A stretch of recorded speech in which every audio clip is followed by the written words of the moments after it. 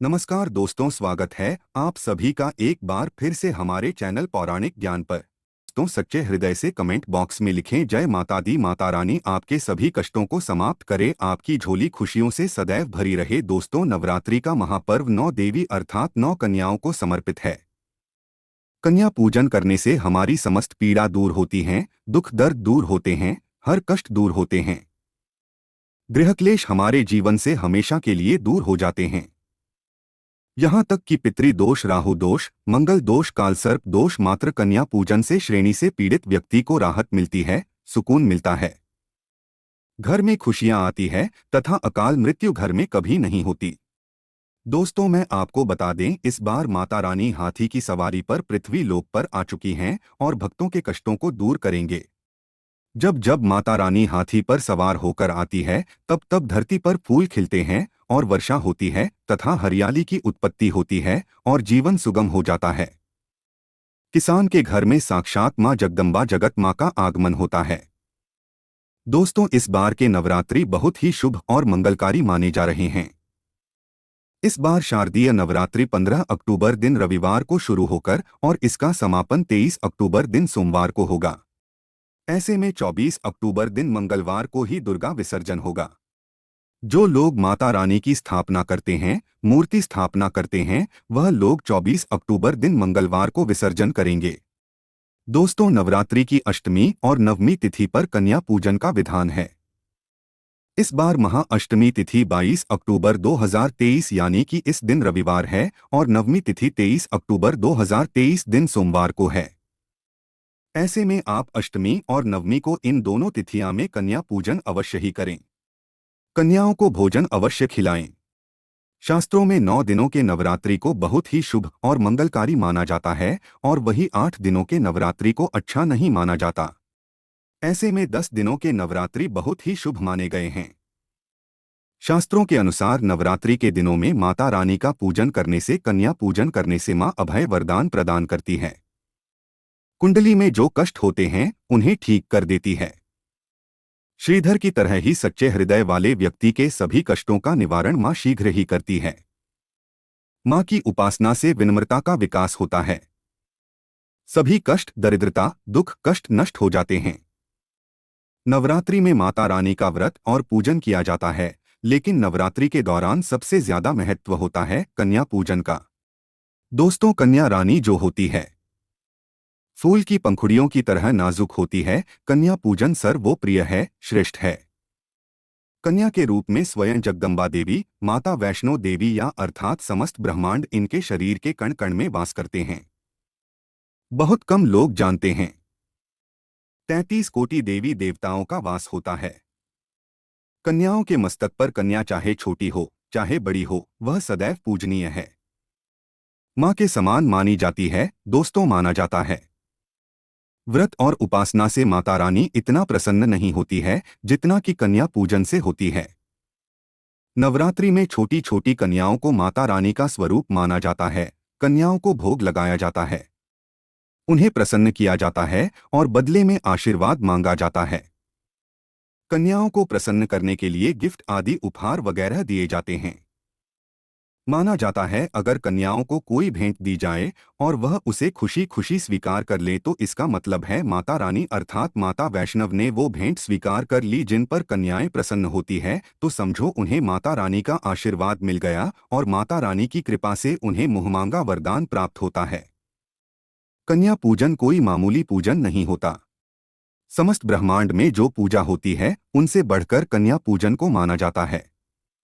10 बार गंगा स्नान करने से और 100 बार यज्ञ करने से तथा 1000 बार यात्रा करने से जो पुण्य मिलता है वह मात्र एक बार कन्या पूजन करने से करोड़ों गुना भक्त को मिल जाता है, प्राप्त हो जाता है। दोस्तों, इसीलिए कहा जाता है कि कन्याओं को सताना नहीं चाहिए, इससे समस्त ब्रह्मांड हिल जाता है। कन्याओं की जितनी सेवा की जाए कम ही होती है।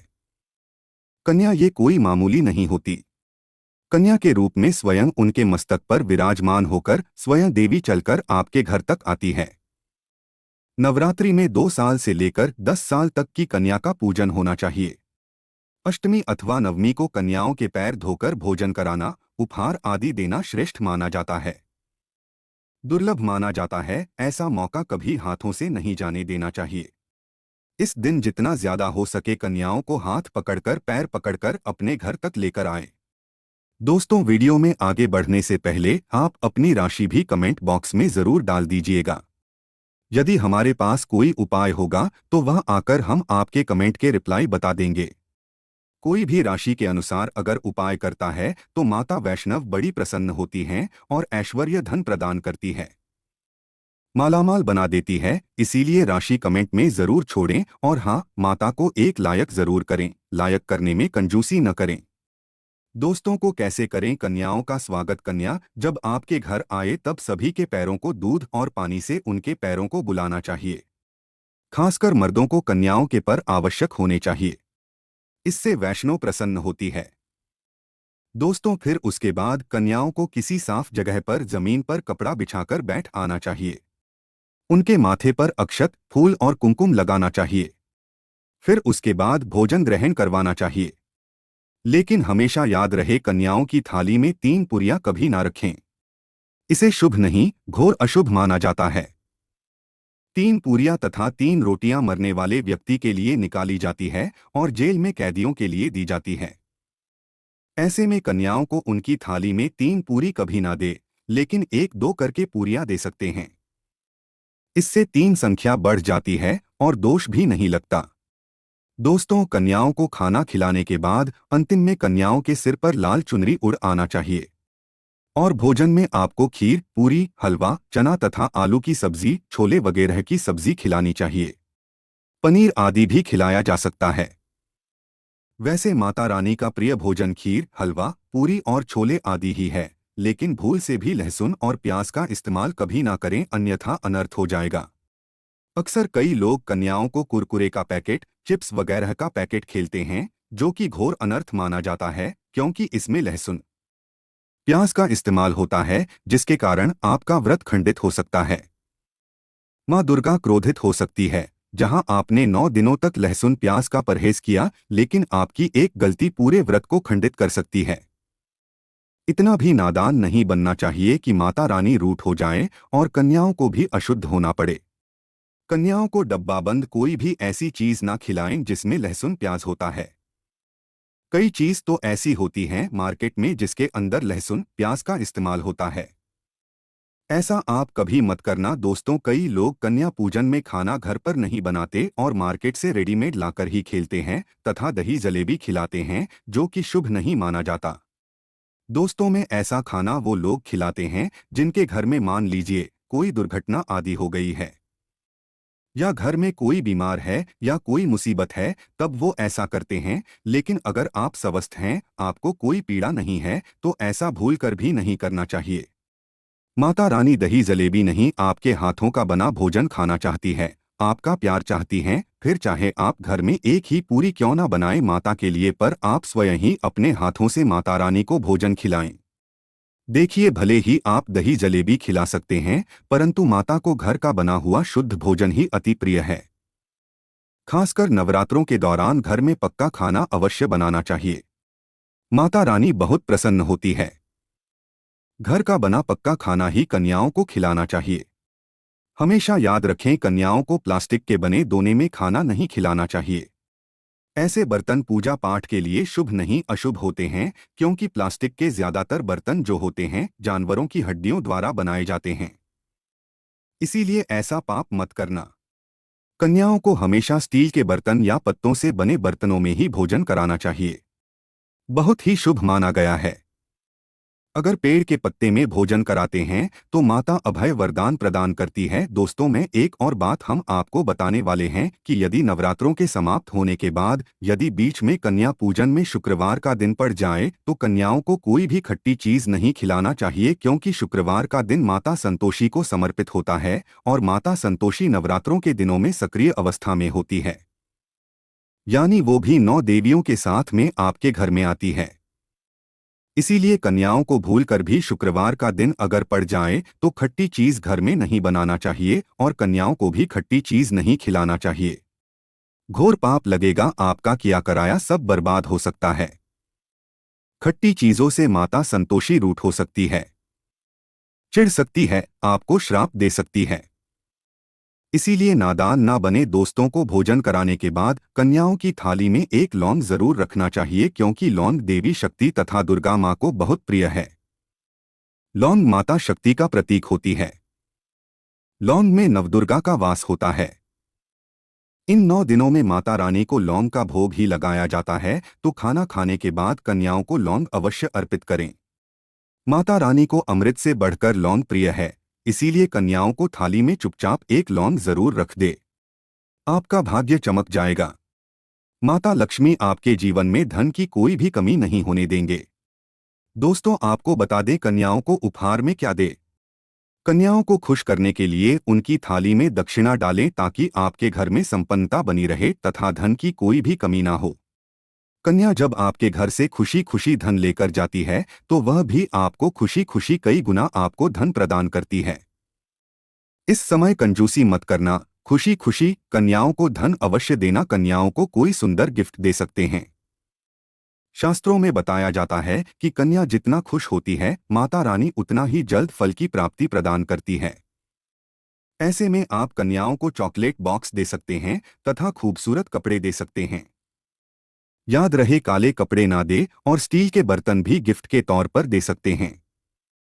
याद रहे कि कन्याओं को लोहे का कोई भी सामान नहीं देना चाहिए, नहीं तो राहु केतु का प्रभाव आपके जीवन में प्रवेश कर जाएगा।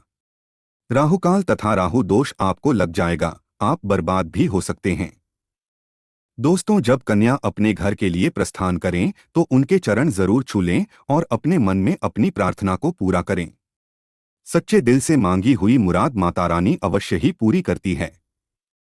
सच्चे दिल का मतलब होता है मन में कोई भी लालच ना हो, और अगर वो लालच माता को पाने के लिए बन जाए तो उसे बोलते हैं सच्ची श्रद्धा और सच्ची भक्ति। ऐसी भक्ति के आगे स्वयं 33 कोटि देवी देवता आपको नमस्कार करते हैं। दोस्तों, नवरात्रों के दिनों में अगर मिल जाए आपको यह संकेत, तो समझो माँ दुर्गा आपके घर में आ चुकी हैं। ये संकेत बताते हैं माँ दुर्गा का आशीर्वाद आपको प्राप्त होने वाला है। तो आइए शुरू करते हैं। दोस्तों, पहला संकेत, जब आप कलश स्थापना करते हैं तो जड़ से निकली हरियाली बहुत ही शुभ मानी गई है। कहा जाता है कि जो से निकली हरियाली हमारे भविष्य में होने वाले अच्छे और बुरे होने का संकेत देती है। ये सभी बातें हमारे आने वाले साल का भविष्य बताती हैं। यदि आपने जॉब हुए हैं और वो किसी कारणवश नहीं हो पाए हैं, तो यह संकेत बड़ा ही मनहूस माना गया है। कहा जाता है कि नवरात्रों में जो अगर सूख जाते हैं या बढ़ते नहीं हैं, तो आपको समझ लेना चाहिए कि ये साल आपका खराब होने वाला है तथा घर में कोई बीमारी आने वाली है, या दिन दुगनी रात चौगुनी आपकी कम होने वाली है या घटने वाली है। दोस्तों, ये धन हानि का संकेत माना गया है, क्योंकि आपने कोई ना कोई गलती ऐसी कर दी होगी जिसके कारण माता रानी नाराज हो गई है। इसीलिए माता से आप क्षमा अवश्य मांग ले। माँ अपने भक्तों को अवश्य माफ करती है। एक माँ ही होती है जो अपने बेटे को, अपने लाल को हर गलती पर माफ करती है। लेकिन ऐसा बेटा किस काम का जो माँ से माफी ना मांगे। इसीलिए माता रानी से अपनी गलती की माफी अवश्य मांग ले। मैया वैष्णो अपने भक्तों को कभी निराश ही नहीं करती, बल्कि उन्हें धन धान्य से और खुशियों से परिपूर्ण बना देती है। और दोस्तों, यदि जौहर खड़े हो जाते हैं तो ये शुभ संकेत होता है। इससे आने वाले समय में आपको बहुत ज्यादा ही धन लाभ होगा। माना जाता है कि 1 रुपया का सिक्का या चांदी का कोई भी सिक्का जड़ के बीचों बीच में अगर मिट्टी में दबा दिया जाए तो घर में सुख समृद्धि आती है। माता लक्ष्मी दौड़ी दौड़ी चली आती है, जो के अंदर हमेशा 1 रुपया का सिक्का अवश्य डालना चाहिए। जड़ को खाली नहीं रखना चाहिए, उसमें धन वगैरह अवश्य डालना चाहिए। इससे माता का आशीर्वाद सदैव परिवार पर बना रहता है और जीवन में कोई भी संकट नहीं आता। खाली जो मतलब धन भी खाली, खुशियां भी खाली ही मिलेंगी। दोस्तों, नंबर 2, यदि आपकी नींद नवरात्रों के दौरान सुबह 4 बजे के आसपास खुलती है तो इसे बड़ा ही शुभ संकेत माना जाता है, क्योंकि यह समय ब्रह्मा मुहूर्त कहलाता है। इस समय देवी शक्ति अपने सच्चे भक्तों को ही जागती है। इस समय उठाना मतलब माता की कृपा प्राप्त करने के बराबर माना गया है। यह संकेत बताते हैं कि माता की सच्ची भक्ति का प्रभाव आपके ऊपर हो चुका है और माता रानी आपको जल्दी ही कोई खुशखबरी देने वाली हैं। माँ आपकी सच्ची भक्ति से बहुत खुश हैं। दोस्तों नंबर 3, यदि नवरात्रि में आपका मन प्रसन्न होने लगे, पूजा पाठ में आपका मन लगने लगे। पूजा करते समय मन का शांत होना यह दर्शाता है कि आपको बहुत जल्द माँ की कृपा प्राप्त होने वाली है। माता रानी आपकी भक्ति से बहुत खुश हैं। आपकी भक्ति माता रानी को आनंद दे रही है। ऐसे व्यक्ति को समझ जाना चाहिए कि उसके जीवन में अब अच्छा समय आने वाला है। दोस्तों नंबर 4, नवरात्रों के दौरान अगर माँ के गले से फूल गिर जाएं तथा जौ के हरे भरे पत्ते अगर बिन हवा के हिल जाएं तो इसे अति उत्तम माना गया है। यह संकेत बताता है कि माता रानी का आगमन आपके घर में अस्थायी रूप से हो चुका है। आपको माता लक्ष्मी की कृपा प्राप्त होने वाली है। ये संकेत कुछ खास लोगों को ही दिखाई देते हैं। माना जाता है कि पूजा करते समय अगर धुआं अधिक बढ़ जाए तो इससे यह पता चलता है कि आपके घर से गरीबी हमेशा हमेशा के लिए जाने वाली है। भूत प्रेत आत्मा है अब आपके घर से हमेशा के लिए जाने वाले हैं। पूजा करते समय धुएं का अधिक होना बहुत ही शुभ और मंगलकारी माना गया है। यह संकेत भविष्य में अच्छे परिणाम को दर्शाते हैं। दोस्तों नंबर 5, द्वार पर गाय का आना। वेदों में बताया जाता है कि नवरात्रि के दौरान गाय माता का घर में आना बड़ा ही शुभ संकेत माना गया है। नवरात्रि में द्वार पर गाय का आना अत्यंत शुभ है। यदि आपके भी द्वार पर गाय आती है तो गाय के माथे पर कुमकुम लगाना ना भूलें तथा गाय को रोटी जरूर खिलाएं। इससे मां दुर्गा अत्यंत प्रसन्न होंगी और आपकी झोली खुशियों से भर देंगी। द्वार पर गाय का बार बार आना भी जीवन में आने वाले अच्छे संकेतों की ओर इशारा करता है।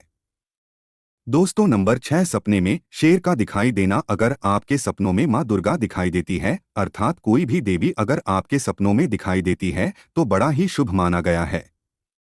नवरात्रों के पावन अवसर पर माता के दर्शन किसी खास भक्तों को ही होते हैं। यस, अपने कभी किसी को शेर मत करना। यदि माता की सवारी तथा शेर रात्रि में सपने में बार बार दिखाई देता है तो मां दुर्गा आपसे प्रसन्न हैं। ये संकेत बताते हैं कि जल्द ही आपकी कोई मनोकामना अवश्य पूर्ण होगी और आपके शत्रुओं का नाश हो जाएगा। शत्रु आपके नाम से ही थर थर कांपने लगेगा। मां दुर्गा का वाहन शेर है, इसीलिए नवरात्रि में शेर का दिखाई देना अत्यंत शुभ संकेत होता है। दोस्तों नंबर 7, यदि कोई छोटी कन्या आपको सुबह सुबह लाल वस्त्र धारण किए हुए दिखाई देती है तो आपने साक्षात महान दुर्गा के दर्शन किए हैं। यदि नवरात्रों में सबसे पहले आपके घर में कन्याओं का आगमन हो जाए तो समझो आपको दुनिया की कोई भी शक्ति, ब्रह्मांड की कोई भी शक्ति आपको करोड़पति होने से नहीं रोक सकती। आपके जीवन में आपके घर में माता लक्ष्मी का आगमन होने वाला है। आप दिन दुगनी रात चौगुनी तरक्की करेंगे। अब आप खुशियां मनाइए और मिठाइयां बांटें। ऐसे में कन्याओं को भरपूर तरीके से खुश रखें और उनका आगमन दूध से चरण धुलाकर करें। कोई भी कंजूसी न करें। दोस्तों माता रानी आपको यह संकेत दे रही है कि अब आपका बुरा समय समाप्त हो चुका है। अब जीवन में सुख समृद्धि के द्वार खुल जाएंगे। दोस्तों नंबर 8, घर पर उल्लू का आना। यदि मां लक्ष्मी का वाहन उल्लू नवरात्रि में आपके घर पर आकर बैठ जाए तो यह भी शुभ संकेत है। इसका अर्थ है कि मां लक्ष्मी का आपके घर में प्रवेश हो चुका है और आपकी आर्थिक स्थिति और मजबूत होगी। लेकिन याद रहे, उल्लू नवरात्रि और दीपावली पर आना ही शुभ माना जाता है। दोस्तों नंबर 9, यदि ब्रह्मा मुहूर्त के समय यानी सुबह के 4 बजे के आसपास घंटियों की आवाज सुनाई दे जाए या शंख की आवाज सुनाई दे जाए तथा कोई भजन सुनाई दे जाए तो बड़ा ही शुभ संकेत माना गया है। इससे यह पता चलता है कि माता रानी आपकी भक्ति से बहुत प्रसन्न हैं और आपके जीवन में सभी नकारात्मकता का नाश होने वाला है तथा माता लक्ष्मी की कृपा आपको प्राप्त होने वाली है। दोस्तों नवरात्रों के दौरान घर में काली चींटियों का दिखाना, लंबी लंबी लाइन बनाकर मुंह में खाना ले जाते हुए चींटियों को देखना अच्छा संकेत माना गया है। और यदि मंदिर में पूजा करते समय कोई छिपकली आदि दिखाई दे जाए या मंदिर के स्थान की ओर छिपकली चली जाए तो बड़ा ही शुभ संकेत माना गया है। इससे यह पता चलता है कि आपको माता लक्ष्मी की कृपा प्राप्त होने वाली है। मां का आशीर्वाद आपको मिलने वाला है। नवरात्रों के दौरान मंदिर में छिपकली का दिखना बहुत ही शुभ संकेत माना गया है। आपकी भक्ति का फल आपको शीघ्र ही मिलने वाला है क्योंकि छिपकली को माता लक्ष्मी का प्रतीक माना गया है। किसी शुभ अवसर पर छिपकली का दिखना मंगलकारी माना गया है और नवरात्रि में छिपकली का मंदिर में दिखना साक्षात देवी लक्ष्मी का स्वरूप माना गया है। दोस्तों, अगर आप वाकई में मां वैष्णो की कृपा पाना चाहते हैं तो कमेंट बॉक्स में लिखें जय माता दी।